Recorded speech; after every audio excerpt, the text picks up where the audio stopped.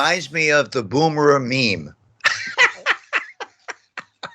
Well, that was a very clumsy transition into our talking topic. So let me make a much more elegant one. Guys, send us money. Please. How's that for elegance? Guys, don't forget. Lots of money. We have links below. Please make sure to like us as become a monthly patron. We'd greatly appreciate the cash flow. We'd also greatly appreciate a one-time payment via PayPal. Listen, I got news for a special thank you, because our downloads per day are up in the 70s and 80s, no longer in the 25s and the 40s. Let's get it to the 2020s. Even when we don't podcast another episode, it's amazing. Oh, you guys, that's because you guys are liking, sharing. That's right. They're listening. So tell us about your op-ed piece on something called the boomer meme. What? All right. What? Okay, boomer. So I'll give you a little bit of context. You probably are aware of that old person that will rant and rave about, oh, well, cell phones are ruining this generation. Our young kids don't understand responsibility. And you probably know. Yeah. That geezer, the geezers. Exactly. So millennials and Generation Z, my generation, have become so fed up that they've kind of created the newest meme that's been trending is every time you catch a boomer complaining, you go, okay, boomer, just as a dismissive wave away. Like, you do not care what they have to say. I see. Because, and the reason why is young people today are very fed up with the older generation because we're going to be inheriting your debt. We're going to be inheriting, a lot of left of center people are mad that we're inheriting your terrible, the climate change crisis. We're inheriting basically every problem from the older generations is on our shoulders. You realize, of course, that every generation since Adam and Eve and Abel and Cain have said this. Cain and Abel said to Adam and Eve, "Look what you've done to us. You've driven us out of the garden. We've inherited sin." Okay, boomer. So, I mean, why? Okay, boomer. Okay, it doesn't make any sense. Okay, boomer. Yeah. Anyway. Okay, boomer. So just to reiterate, the push. This is effectively the pushback because we are very frustrated with being told X, Y, and Z. Right. Now, obviously, this could grow. It could die out. Who knows?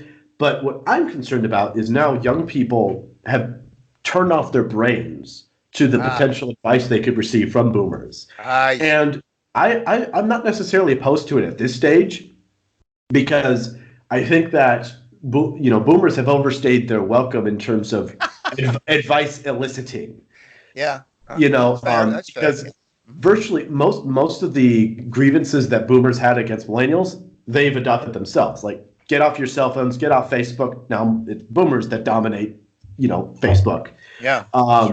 And also, it's completely legitimate to say every problem that we're going to have to deal with is something that we've inherited from boomers, and especially since the boomer generation did not give us transcendental values, all that stuff. We don't have an anchor point to deal with as they did. So, however, that's short term. That's very relative. I'm thinking more long term.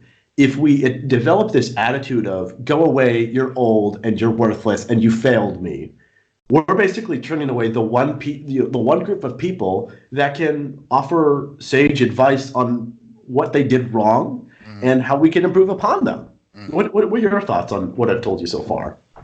Well, as I said, this is nothing new. Every generation has always despised and rejected the advice and the counsel of the older generation. But it's not a universal process. I think you're painting it with too broad of a brush. I'm very encouraged by the Generation Z people I meet. They're eager for transcendental values, and you yourself are in that sort of gap between millennial and the Generation Z. So I wouldn't be painting it with such a broad brush. I think it's really true. You're right. Those who have been victimized by government schools, public schools, as opposed to those like yourself who are homeschool people, those government school students, they are less capable of trying to learn from the people whose shoulders they stand on. Without what we have done, good, bad, or indifferent, they wouldn't even have a world. They wouldn't even be in existence. So I think that the younger Generation Z is accepting that and working with us, painfully so in some cases. Like we can't use apps the way you do.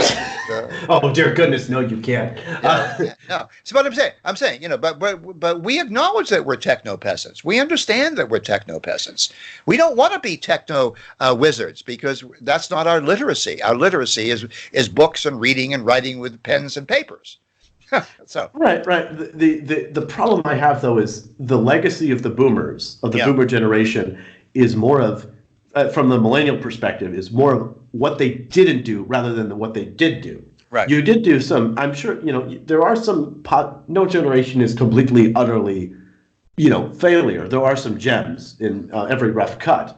But what I find most tragic is that my generation is going to just spite and ignore and be flippant about the older generation as though they have nothing to contribute to us whatsoever. Right. No, I see your point, and it's a very valid point. It's a very valid point because I go back to blaming not the millennial children of the boomer hippy dippies. I blame the hippy dippies for being bad parents and also populating the schools with anti-American history, anti-religious indoctrination. That's what's happened. That's the reason why there's so much hatred, not hatred, but ignorance of what the boomers did. We celebrate Veterans Day today. How many students in the millennial generation? No, it's actually tomorrow. It's tomorrow. Calm down. Well, it's today, tomorrow. We're recording on the 10th. Yeah, the communists have given us a 3-day weekend when there should only be one day because they're commies and their labor unions have to have another reason to stay home. And okay, boomer. Okay. So, but I think I think it's that you're not putting the responsibility where it belongs. It's bad parenting by the boomers, especially the hippy dippy variety. We don't even have to mention names, far too prominent to even mention, right? Okay. But we also have to blame the fact that these boomers, they let go of the school boards. They didn't run for the school board. They didn't run to control the church trustees and directors. They let the socialists, the cultural Marxists in to take over churches, government schools, and every other organization, way up to the political. We wound up with Obama, for God's sakes. We wound up with that clown, that idiot. Now we're talking about Buttigieg and Elizabeth Warren and Bernie Sanders. Obama is like the Messiah to us now. I mean, he was great compared to these fools. Right? So you choose between a clown and a bunch of fools. There you are. Anyway.